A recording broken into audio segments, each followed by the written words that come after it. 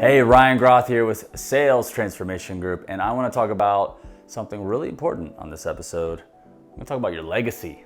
Talk about family legacy as an owner of a trades business.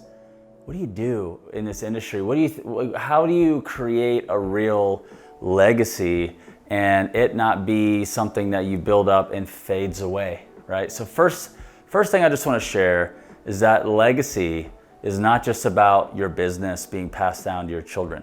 You have a legacy way beyond that, because why? Your identity and who you are isn't just your business. You are way more than that, right? So your legacy, do not discount everything you have done in your life and all that who you really are, and your spouse and who you guys really are, and your family.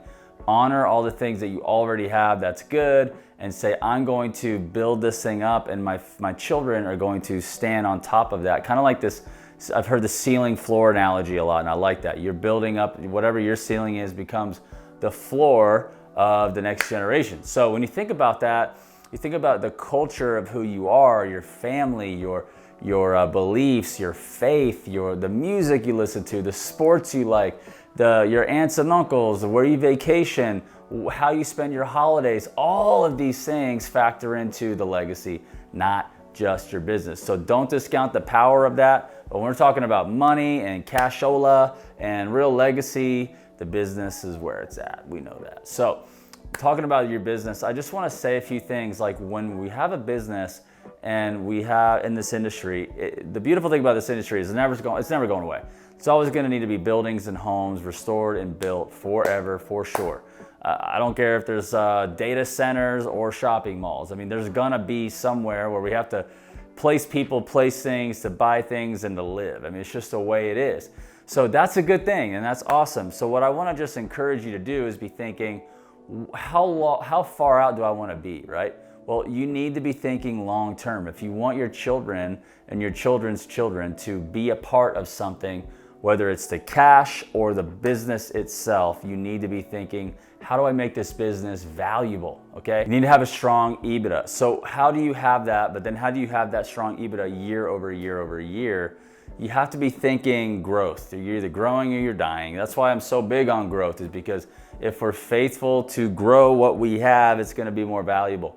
And if you want to have a legacy, you need to think about building something valuable. So what is this thing gonna be relying on? Well, it's gonna be relying on your reputation, your brand positioning. Does your brand look like a long-term sustainable brand in a local market that's scalable, that can grow, that people can get behind? That's why who you are and your legacy has to fit in.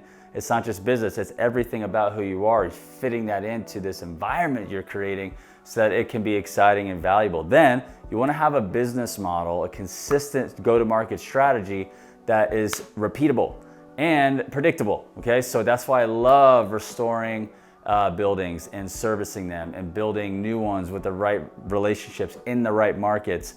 Because if you build something that's gonna be cyclical, whether it's just new construction or just weather event oriented, and you're not able to consistently prepare and predict for that revenue to come in year over year, you're strategically a little off. And so you may have a killer couple of years and then it goes down, you gotta let everybody go, and then someone's interested in buying your business, and then they're like, well, it's not worth that much, right? So you gotta have consistent profitability every year, consistently, and you need to pick the right go-to-market strategy.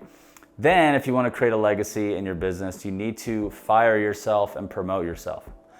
How do you do that? Well, you delegate or stop doing something, okay?